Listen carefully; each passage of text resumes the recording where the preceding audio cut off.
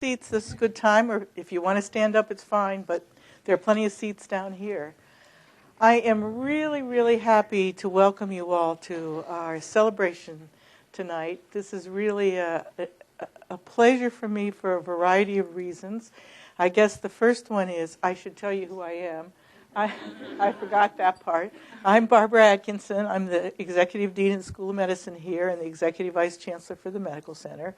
So welcome to our Beller Conference Center in our Hemingway Research Building, which has been open about 3 years and is one of our really prize buildings. So we're pleased to have you here.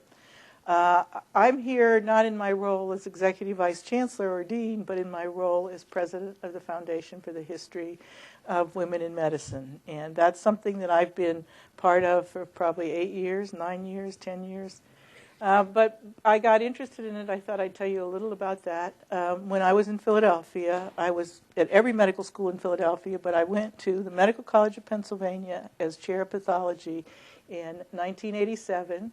And the Medical College of Pennsylvania had been the Women's Medical College of Pennsylvania until they started taking men. That school started 160 years ago in 1850. It was the only school that took all women and only women that made it through the early 1900s. A lot of them closed in the late 1800s, but it made it through the whole time until when I was there in 1987. It was merged into the Allegheny Health System, and then later on in 1990 merged with Hahnemann Medical School. So became MCP Hahnemann Medical School, and I became dean of that medical school.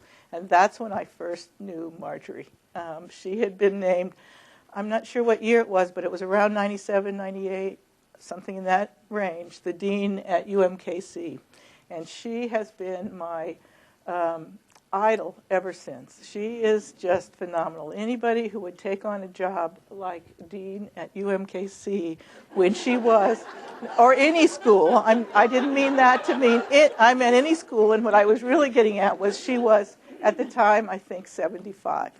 And I thought anybody who would take on that role and do such an incredible job at it is just somebody phenomenal that I wanted to get to know, and I have just admired and known ever since then, and just can't say enough about.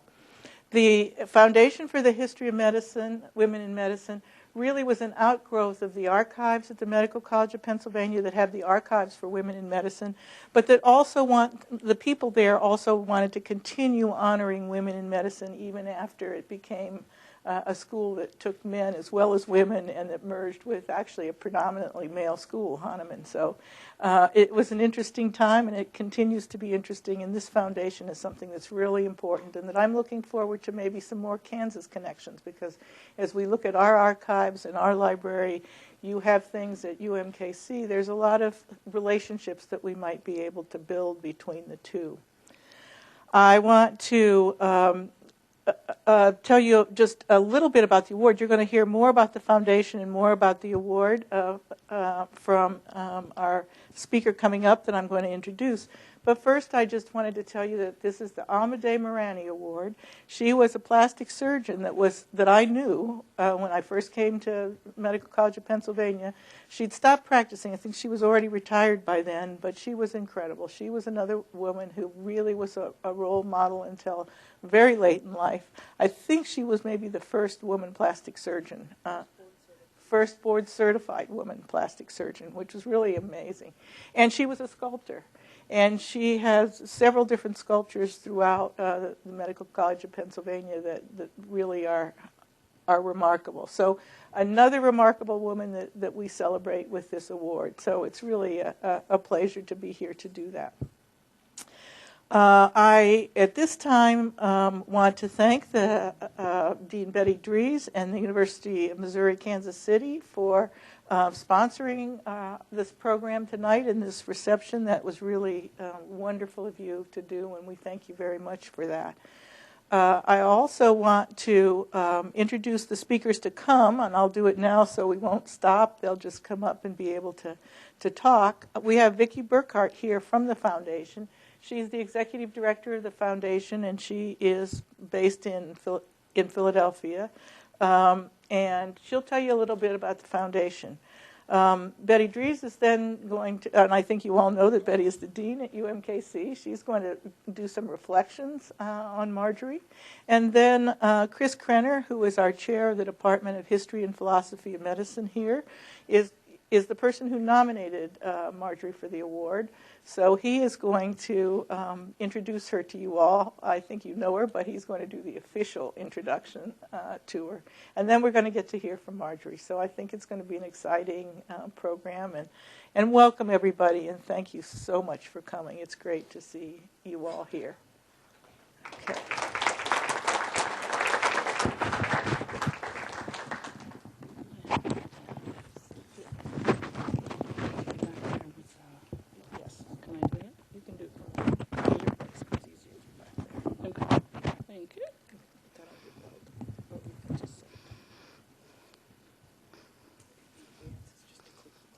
Okay. Technology is not my strong suit, so thank God I'm the executive director of the organization and not the technical support.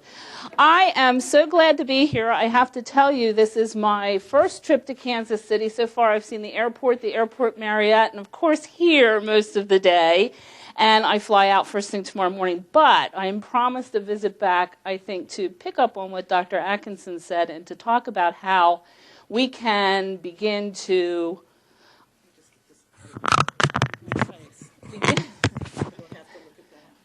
start to develop some synergies with the Foundation for the History of Women in Medicine. So a lot of you are asking yourself, so what is this foundation? And probably where did they come up with that very unique award? And that's my role here tonight, is to sort of talk about that and take you through where we are. So I have hopefully some slides that are going to talk about it.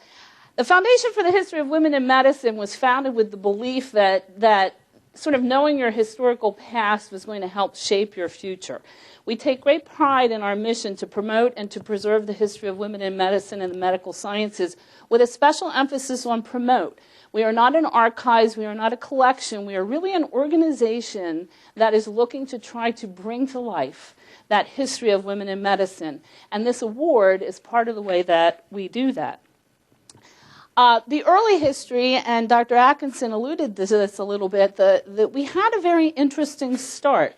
The Medical College of Pennsylvania was part of a larger healthcare system in Philadelphia that at about 1997-98 experienced some bankruptcy problems. And the Foundation for the History of Women in Medicine was really established to shepherd those very special collections on women in medicine and the archives from the original Women's Med through that bankruptcy process. Since then, the medical school has evolved and, of course, is part of Drexel School of Medicine now, and everything is pretty much intact. And we have now sort of taken on a more national role in looking at how to partner and protect and preserve that history of women in medicine beyond just the medical school. We have a number of programs that are pretty solidly in place. And, of course, tonight we are celebrating our Alma de Marani Award. I'm happy to say the 11th annual Alma de Marani Award. And, of course, the first awardee was Alma herself, and that was very special. I'll talk a little bit more about the award when we do the actual presentation.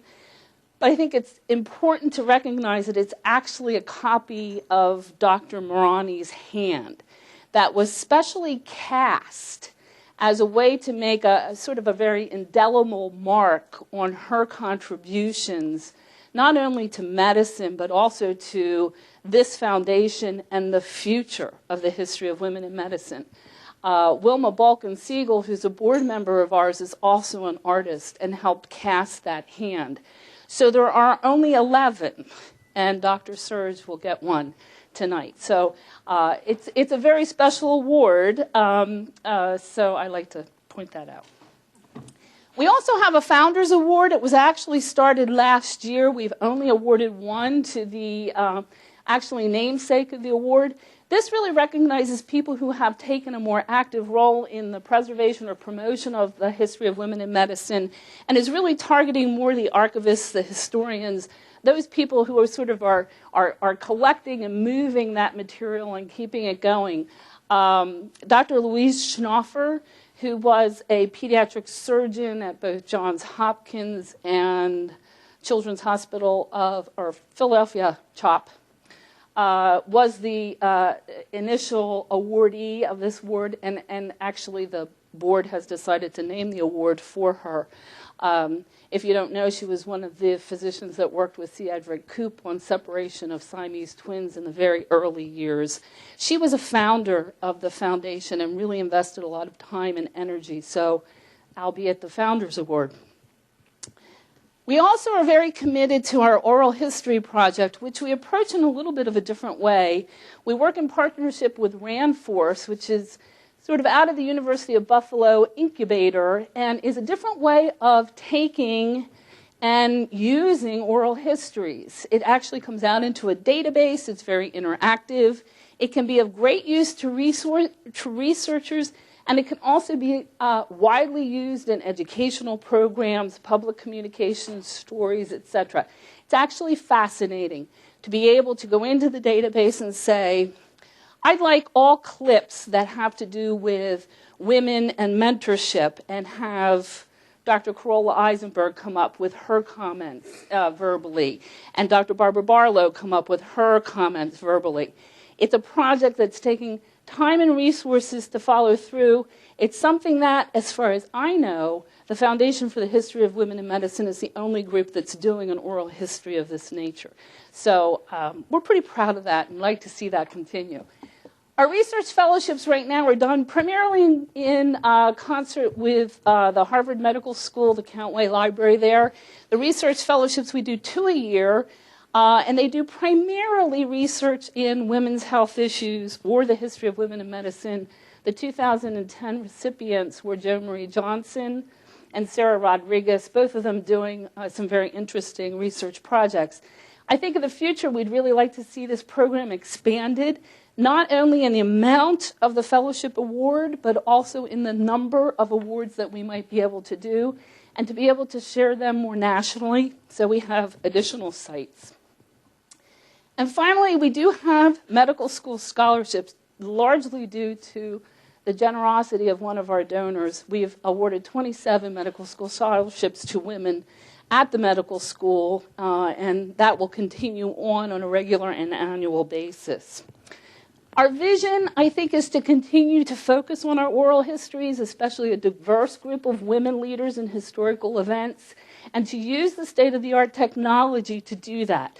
I think we are really pretty much committed to not having tapes and manuscripts and notes, but to really have something that is interactive on a database you can dial into and pull up the information that you need.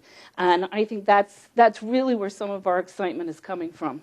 We like to partner with selected institutions. I'd love to see us doing more in this area. We've been very much based on the East Coast, and I think it's time to start moving this way. And to continue to develop opportunities for our partners to formulate programs, whether they be fellowships, whether they be something specific to their women in medicine programs.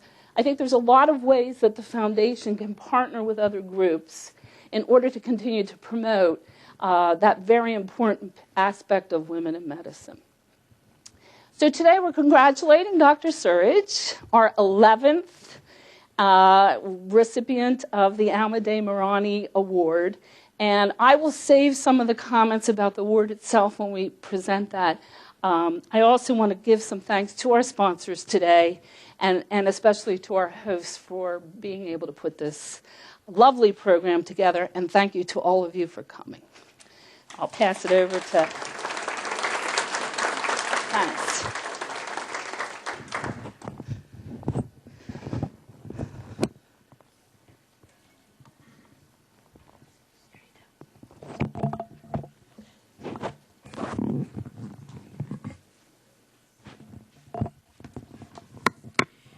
Thank you. It's very much a pleasure to be here this evening, and I was asked to offer some comments and reflections about Dr. Sirridge.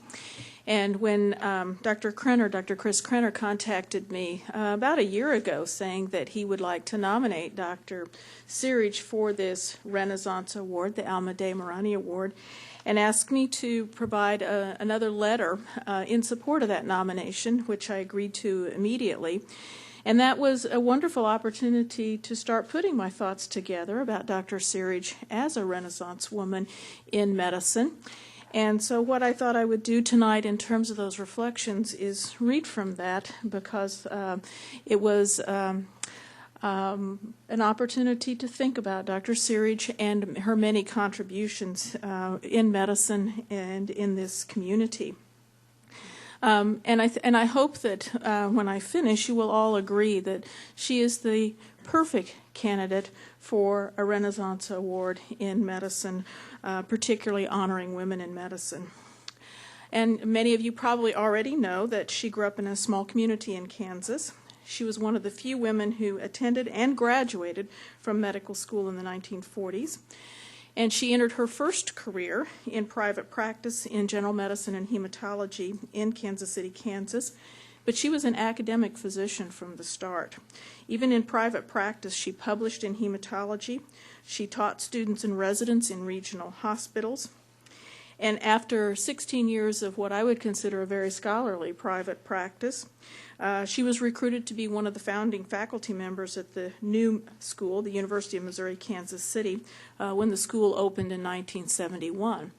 She then entered her second career in academic medicine, and she spent over 35 years in this second career molding and shaping the growth of the school itself and the individual careers of medical students and residents. This particular school was founded on an innovative concept of small groups of students mentored for 4 years by a docent physician. Dr. Sirridge was one of the original 3 docents of the school, and by the nature of these longitudinal small groups for teaching, had a personal role in the education of a large number of students. She was regarded as a superb teacher in the laboratory as well as at the bedside. And she has continued mentoring students up until this past year, and that mentoring extends beyond the walls of the school to include activities in the community and in her own home. The students who have worked with her have repeatedly related how much she influenced both their personal growth as well as professional development. She's had a profound impact on the development of this School of Medicine. She served not only as a docent and mentor to students, but chaired the curriculum committee and served as our dean for 2 years. It would be difficult to find any aspect of the school that she did not influence, including admissions process, curriculum, student assessment, faculty development, and affiliations with our hospital partners. And all the while, she continued as an academic physician. She published in hematology and provided expert clinical care and served as a role model as the consummate academic physicians. But 2 careers not enough. She entered her 3rd career by founding the Medical Humanities Program. She did a fellowship in the Institute for Humanities and Medicine 1991 to 1992, and then founded the Sirridge Office of Medical Humanities and Bioethics with her late husband, Dr. William T. Sirridge. In the 15 years of existence of this office, she established a curriculum in medical humanities, a lectureship series, and an endowed professorship, all those things that make the program enduring.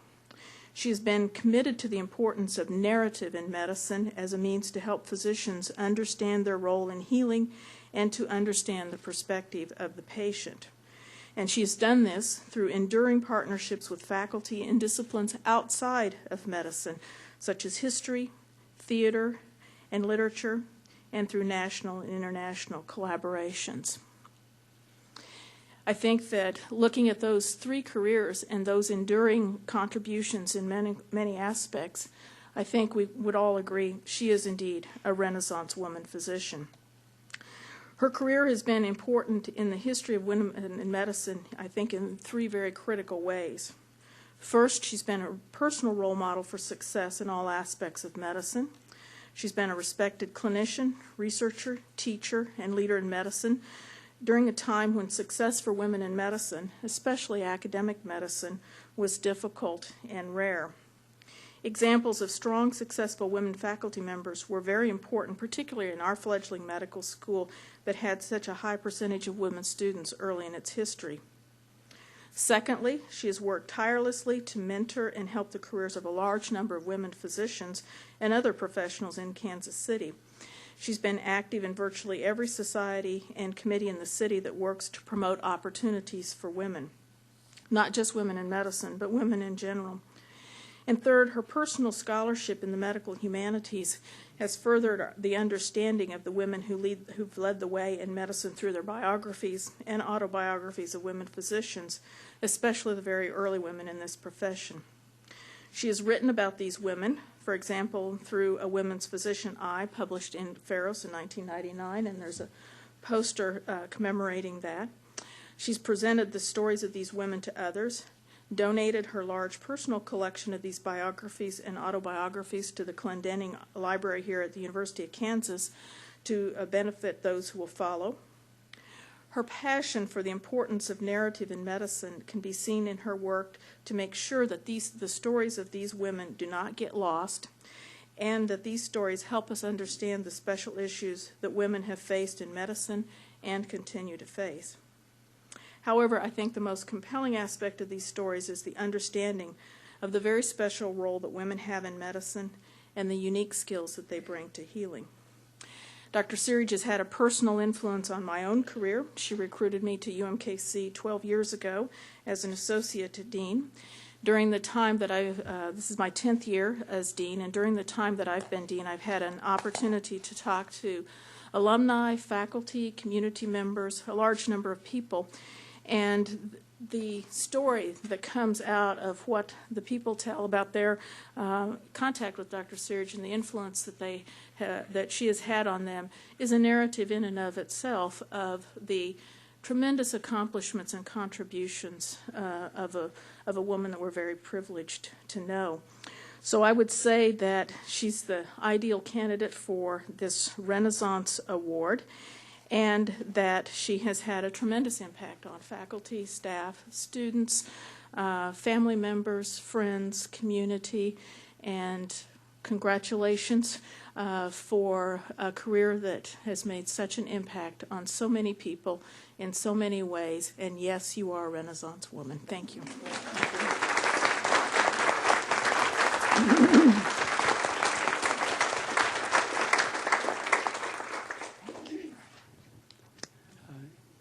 Wonderful, thank you. Good evening. I'm Chris Krenner in the Department of History and Philosophy of Medicine. I have the wonderful honor of being able to introduce the recipient tonight of this year's Alma Dei Marani Award, Dr. Marjorie Sirridge. The ostensible reason for my presence here is that I started the nomination process, which really meant that I licked the envelope on a package of letters from just a great variety of people who were admirers and had been influenced by Dr. Sirridge over the years. I was thinking another reason that I might be here is that I've just been a friend, a colleague, and an admirer of Dr. Sirridge for many years across the state line in the Department of History and Philosophy of Medicine. It's great to have an ally in the this Sirridge Office of Medical Humanities and Bioethics with very similar charges to advance the humane, social, and moral dimensions of medicine for our medical students. So having a colleague in the city when I got here was so important to me early on. But I think really the final reason why I'm here to do this introduction is because I'm a historian. And where else are you going to find someone who could talk about 75 years of accomplishments in medicine across such a range of endeavors? And really, in thinking about, as I was putting together some of my notes for the nomination package, it was really just remarkable to be able to review these decades of productivity. And I was, like Dean Dries, I couldn't escape the idea of multiple careers. And today I got to have lunch with Mary Sirridge, Dr. Sirridge's daughter, who gave me the quote that sort of launched me on putting together the nomination. And she said, "My mother's had a career in medicine, a career in medical education, and a career in medical humanities." And as I started to look at it, they're actually been all at the same time for 75 years.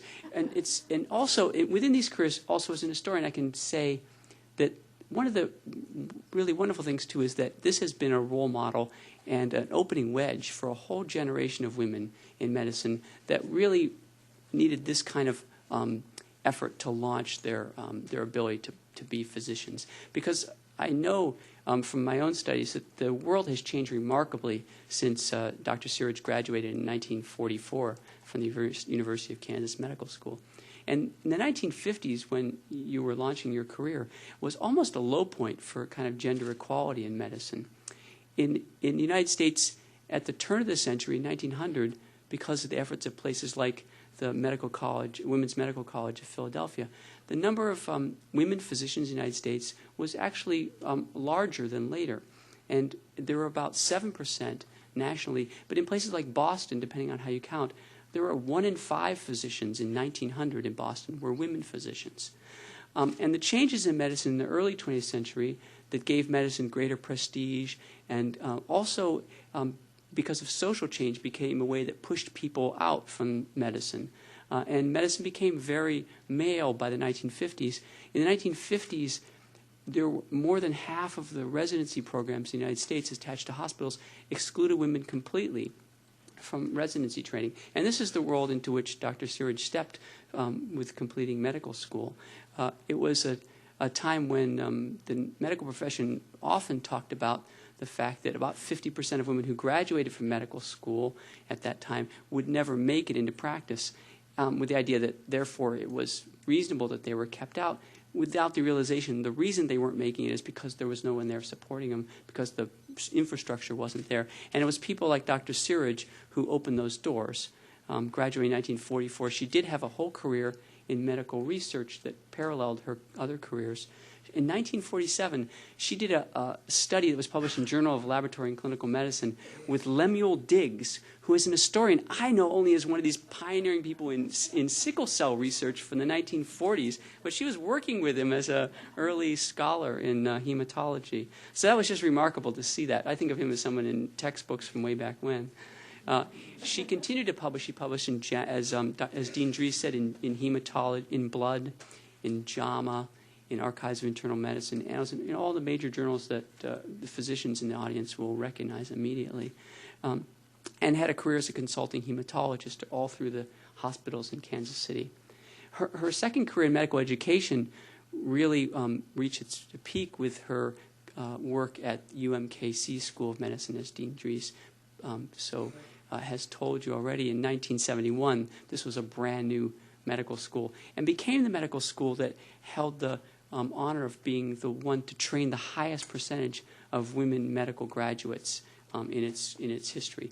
And in 1970, you recall too, this is the time of a kind of reassertion of the presence of women in the professions and in the society nationally. And so the growth of UMKC and the growth of women in medicine took place side by side, with Dr. Sirridge as one of the leaders in that field as a mentor for women medical students at UMKC, one of the first 3 docents there. And finally, I think that this her championing of this fits so wonderfully in with her third career as someone who has helped to build the idea of medical humanities and medical ethics and the historical and social dimensions of medicine as a key part of how we should train physicians, and the foundation of the Sirridge Office for Medical Humanities and later Sirridge Office for Medical Humanities and Bioethics across at the UMKC school. It's been a real important event for people in my field to have programs like that well established with the kind of support and nurturing that Dr. Sirridge and formerly Dr. Bill Sirridge, her husband, were able to give there in that program. I think that it's those 3 careers together and her championing of the cause of women in medicine that make her such a person for all of us to consider as such an important influence in medicine. And so I want to thank you for being an inspiration to me in my own work and for being such an excellent leader in this area. Thank you, Chris. Thank you so much. Well done. Love it. I wonder if I can't use that mic that he used. Why don't I do that? I'll pick up my stuff when I get up there. I'm the one who insisted on rearranging things up here. I said I wanted to talk with you. I didn't want to talk at you. And I felt like when I got back behind here that I actually was talking at you. So I'm going to use this mic and hopefully be able to talk to all of you. And I'm seeing a lot of familiar faces, a lot of friends, and I'm so pleased that I have my family here, part of my family here with me. I do want to thank the foundation. I believed in it when I got my first letter that said that we were starting a foundation for the history of women in medicine. And it was important to me that you were doing this because I felt that it was important basically for me to know more about how other women had dealt with these issues. And so I hope that will be true for the women physicians of the future. And so I feel very honored, and I especially feel honored because I loved reading the stories at Alma de Morani. I mean, they were wonderful stories, and as I read those, I thought, I like having my name alongside her. So I do thank you. And this is special in another way, and that is that actually this is an anniversary of the month in which I graduated from KU. I graduated in October of 1944, so I'm coming back to KU where I graduated. And in that same month of October, my husband and I were married in a hospital chapel here in Kansas City. So for me, the month of October is a month of beginning. It is a month of coming back and to my alma mater again. And it's a wonderful remembrance of a life that I shared with my husband for 64 years. And it was a wonderful medical life that we shared. And so this is a very special time, actually. And I thank KU, I thank UMKC, and I thank you for the lovely introduction, and I thank you for telling us more about the foundation. So I'm glad to be here. I entitled my remarks "The Way We Are." I loved the movie "The Way We Were," and so that sort of rang clear. And I thought, well, but I'm interested in the way we are and how we got to be the way we are. And I think I'm one of the older people who's been here long enough to know the way we were and a little bit about the path we've had as we've moved along.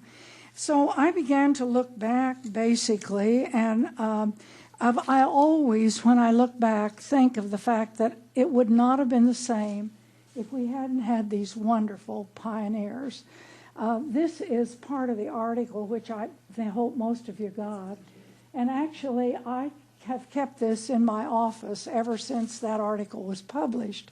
And it's just like having friends in my office. Now, I do intend to leave it at the medical school when I leave, and hoping that these will be friends for other people.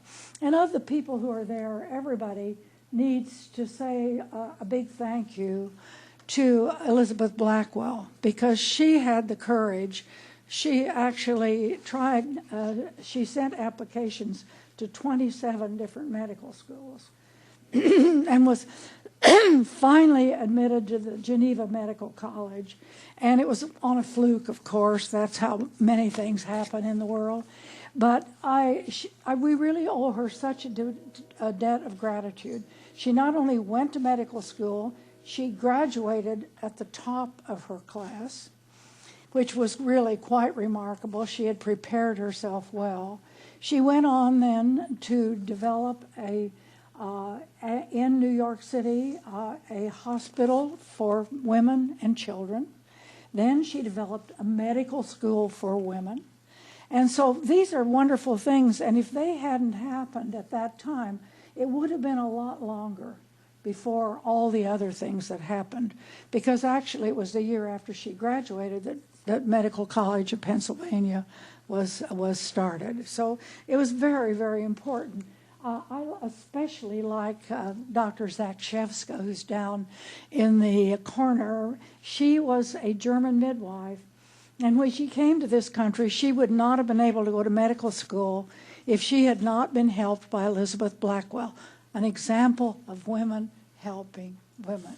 And she went on then to be responsible for the huge hospital in Boston. And as we heard, there were quite a few women doctors in Boston at that time. And it was a hospital for women and children. And she was the one that was responsible for that hospital. Also because that hospital allowed for the training of women physicians. And that was one of the big problems women had in this country, was being able to get residency training. And so that hospital provided a place, and many, many of the early women physicians got their training in the hospital in Boston that was started by Dr. Zakshevska. And she came to this country, didn't know English, had to learn English. I mean, it was just reading her autobiography was such a challenge to me. It was one of the ones that I liked the best. Then the other one that I think is really terrific is the petticoat surgeon over there, and her name was Dr. Bertha Van Hoosen. She graduated from the University of Michigan, which was the first of the public schools to admit women. And so she was one of those women who graduated from the University of Michigan. And she went on to do surgery in Chicago and was known later as the petticoat surgeon in Chicago. And she wrote her autobiography when she was 85 years old. And it's a wonderful, funny autobiography, lots of fun to read, actually. And then I always do need to mention Dr. Rosalie Slaughter Morton. She's up at the very top over there, and that's because my parents gave me her autobiography when I was a sophomore in college. And so that was my first autobiography. It now is in the Clendenning Library, but that book was with me all my years. And I thought it was really, my folks had never said much about whether I should go to medical school or not. But when they gave me that book, I decided that they really wanted me to go.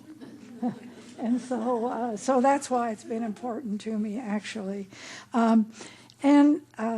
So these are people that just sort of stay with me. And I think it's important for young women now to hear these stories and also to become acquainted with women who are basically busy doing things in medicine. My husband and I joined the faculty, as you've heard, of UMKC in 1971. I had been teaching quite a bit at KU, and as our dean says, I was an academician from the very beginning back here, and I'd always wanted to teach, and at KU I had taught and had enjoyed my teaching there, and I still have doctors who practice in the state of Kansas who say they learned their hematology from me, and so that's always a good thing to hear. And but in any event, and that year, in 1976, we went with a group of medical students and faculty to the People's Republic of China. And this was a wonderful experience. First of all, there were 10 faculty, 20 medical students, and of the 20 medical students, 8 of them were women. And so our school had enough women who had come into the school since 1971 that of the group of 20, 8 were women. And we went to China together and stayed there a month, and we became wonderfully acquainted with each other. We became acquainted with the students, they became acquainted with us, and of course, since my husband and I went together, that again, I think, gave a message that this can be worked out for physicians if they do marry and do this. And it was a wonderful experience because, of course, things were very different over there, and the medical schools were just reopening. And we visited many of these medical schools, and it was an eye-opener, and they had a few women, almost no women faculty. I went back 5 years later, and taught for a while in China. And by that time, there were many, many women students, and they were beginning to have women faculty. So it was a change, and it was a great experience, and it was an experience that I carried back with me. And then in August of 76, this was a remarkable year, 1976.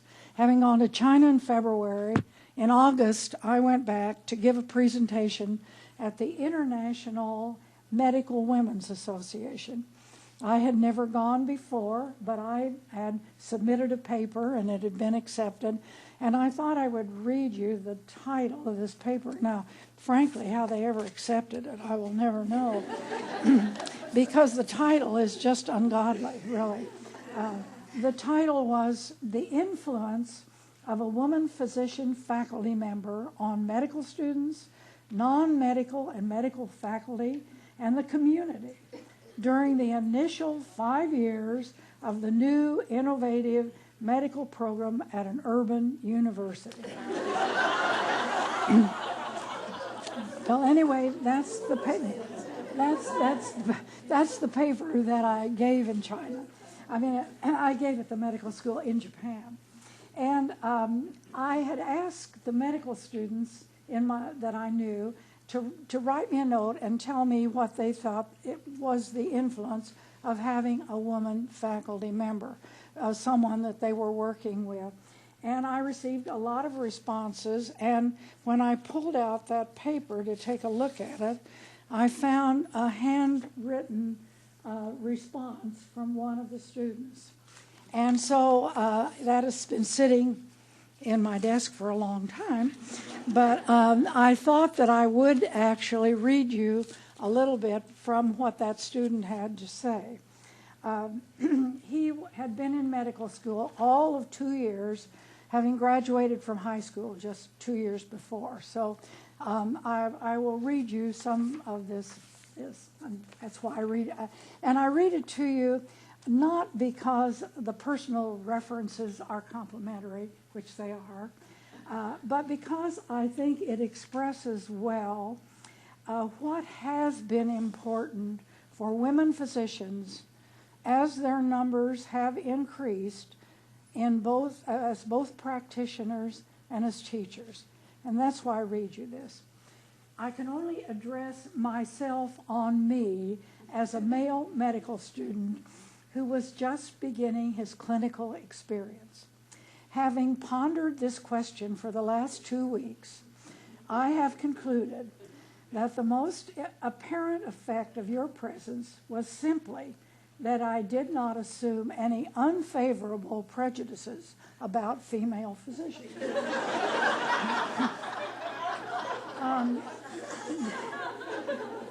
There were many physicians who could subtly say that female physicians were either masculine or were incompetent, indecisive, and unprepared for their task. I had no previous experience with female physicians. There certainly was not, and still are not, an abundance of female physicians on the faculty. Here is the clincher. I love this. Here is the clincher. Had you not been on the faculty, I believe that other females who were on the faculty might have confirmed some of the prejudicial notions which I might have picked up. To conclude, your special influence on the medical school, from my standpoint, does not depend upon your femaleness per se. Rather, it depends upon your femaleness and your confidence and competence as an internist, your compassion for patients, your decisiveness, your interest in the students, and even your sense of humor. Some of my children don't think I have one. In short, your attractiveness as a role model for all students, male and female alike.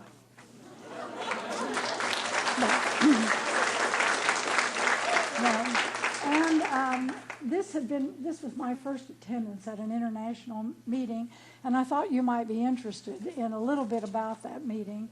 There were 1,092 attendees at the meeting, and they were from 29 nations in the world. The largest delegation was naturally from Japan, and it was interesting. It was made up primarily of women between the ages of 40 and 60, and almost all of them had been trained in 3-year medical programs and apprenticeships after World War II. So these were the women that became the doctors of Japan after World War II. The second largest delegation was 55, and it was from the United States. And of the 55, 10 gave papers. So we were trying to be well represented there. Besides the medical papers, there were hospital visits, trips to areas of regional importance, and daily demonstrations of the traditional tea ceremony and flower arranging. My husband went with me on this journey, and they took care of him every day. He went to the tea ceremony and was honored, and I think he had a wonderful time in Japan, actually. English was the designated language, which was great, and we gave our papers in English. It was the designated language. There was some cross-translation available for people who did not understand or speak English, actually. There was a daily newspaper, and it contained daily weather reports, notations of the birthdays of the people who were there, and information about shopping. It was a wonderful, really life-expanding experience to share with this, and it gave me a much broader view of women in the world. The next experience I had that same year, this year of 1976, was that I attended the first Josiah Macy Foundation seminar on women in medicine. It was held in Aspen, Colorado. And it was the first meeting to address the issues that are related to women in medicine, and it was brought on, I'm sure, by the increase in numbers. And we had seen a tremendous increase in numbers at UMKC, which continued up until the year that we had 60% women. Everybody got scared when that happened, actually. But in any event, most of the areas that were covered were related to the relationship of a predominantly male faculty to female students, and how to support women when pregnancy and childcare became part of their lives. It was the first time that I had even heard the word part-time or shared residencies. Those just didn't exist prior to that time. One concern was that part-time contracts might not be acceptable to male residency program directors. We were very concerned about that. And also that the residents who did part-time might end up having far more than part-time responsibilities. Many of the issues discussed still remain, and that was a long time ago. It was an excellent way to share ideas with women physicians, especially after I had the experience of sharing a lot of ideas with women from other parts of the world. Later in that same month, when I got back to UMKC, I helped us create our first symposium on women in medicine. And I'll bet you didn't know that we had that. But we did have a symposium on women in medicine at UMKC, and this was in 1976. And I've asked that you get copies of the program, because I thought you would be interested in the subjects that we discussed. And also, it was a wonderful program. I'm absolutely impressed, when I look at it, to think we were ever able to put it together. I mean, and I know my daughter, when she saw it, she said, you must have had a lot of donations to help you put this program on, because it was really kind of a remarkable program. And one of the things I wanted to point out to you was that it only cost, for the entire program, for a medical student, it cost $10. Now that included the program, it included a dinner, a buffet supper, and all the program, actually. Now if you were not a student, it did cost $15 to come to this. And so we were able to, and actually we provided housing for students who wanted to come. We had 3 students from the University of Iowa School of Medicine who stayed with us. And so that was a wonderful part of this experience. And so I wanted you basically to have a chance to share with us from that program. The next thing that I did want to share with you was that we had another program, Symposium on Medicine, and most of you have probably gotten copies of this one. This was 30 years later. We were celebrating the first one by having this one 30 years later. And if you look at this program, it's in color. It has lots of pictures of women physicians, actually. One of them sitting right over here. There's a picture of Carol right on the front of the program. And also, you can probably see that many of the subjects were the same subjects that we had talked about 30 years before, actually. And also, you will notice it cost more to go to this program. This program, it cost $50 to go to. So not only was the program more expensive, but it is interesting. We did bring in some new things. I was able to talk about the other program, but one of the other things that we were talking about women as leaders. We were talking about patient-physician relationships.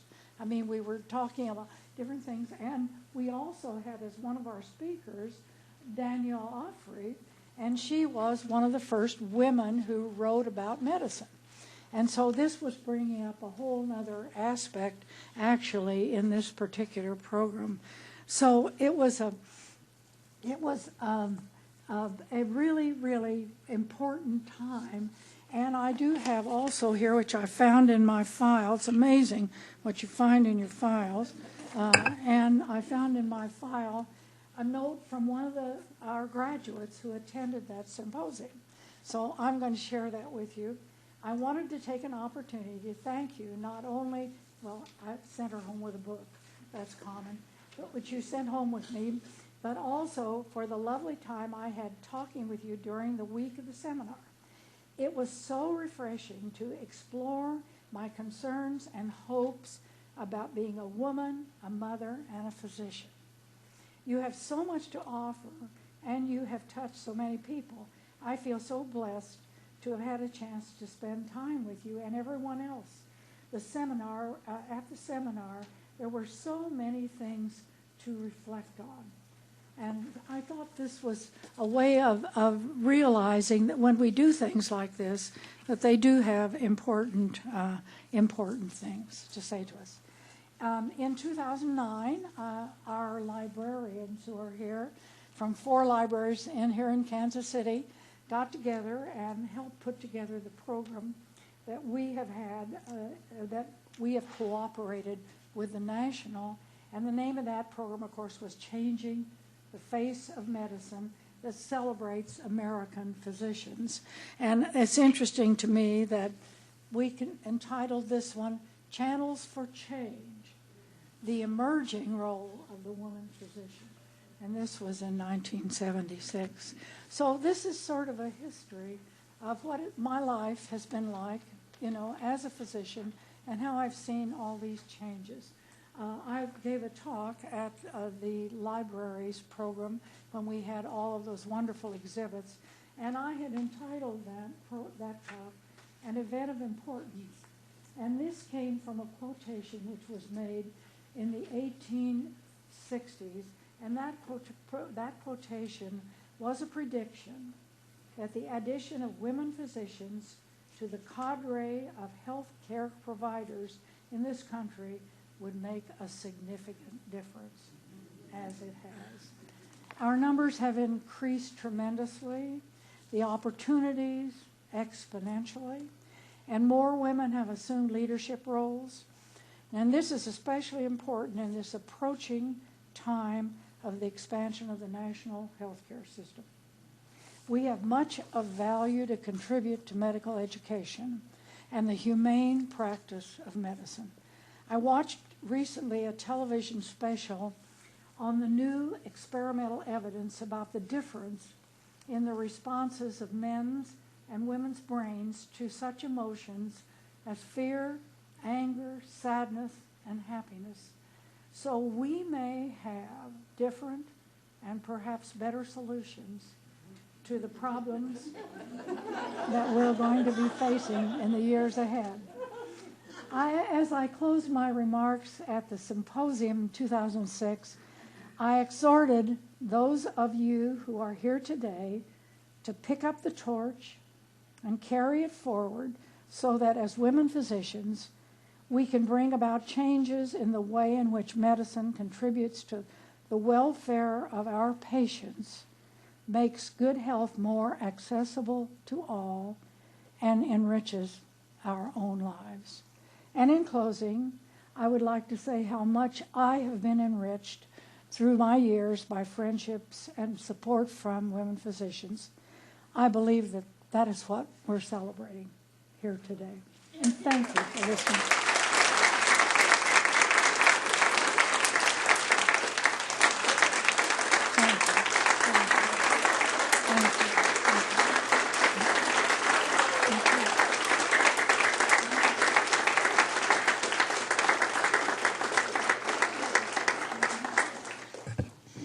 This is the time when our award chair always comes up to start the process of actually presenting the award. Unfortunately, she could not be here, but she sent me her remarks to share with you. Oh, good. I'm so glad about that. And I have to say, it's people like you who make me want to work harder at what I do. So here, bear with me. This is not going to be as good as it would if it were coming from Wilma Siegel, but it is heartfelt. Dear Dr. Sirridge, I was looking forward to being with you this day of honor of the Alma de Marani Award celebration, but family matters called me away and I had to change my plans. You are among the most distinguished group of people I have had the pleasure to get to know in this world as chairman of the awards committee, and I congratulate you. When I was asked to design the award, I found that it was easy for me to design. I remembered that the Archives of Women's Medical College of Pennsylvania, of which I was a graduate, had a copy of Alma de Marani's hand, which was a cast done by her father, Salvatore. Alma was a mentor to me in those early years. She was the first woman surgeon in training at the Mayo Clinic, and she was the first woman in plastic surgery. Her specialty in plastic surgery was the hand. The hand is what makes us human.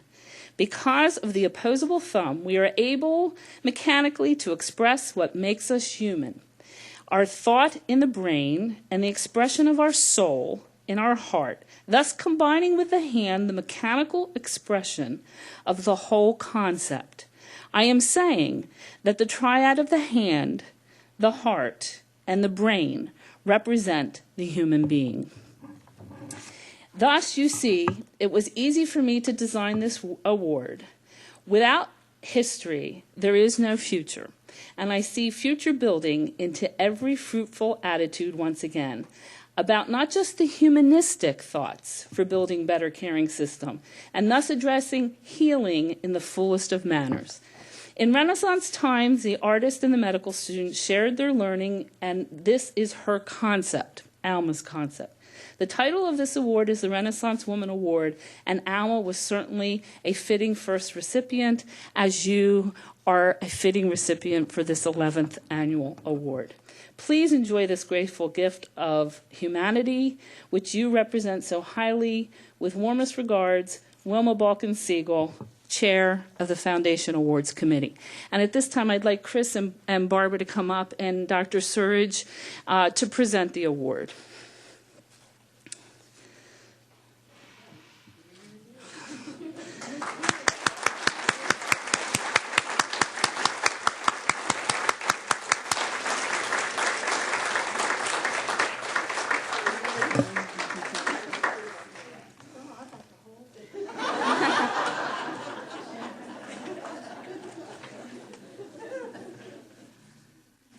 Do you want to close, or you want to just let everybody know that there's... Right. I'd like to close the program at this time and invite you to have some more snacks over in the other side and continue to chat if you'd like to. But I just have to say this is really inspiring to me, this whole event, to be able to hear from Dr. Sirridge and to hear about her history and the special things in her life makes it all really, really come to life. I think we've all lived through our own set of experiences, but these are really remarkable from a remarkable woman at a remarkable time in medicine. So thank you and congratulations.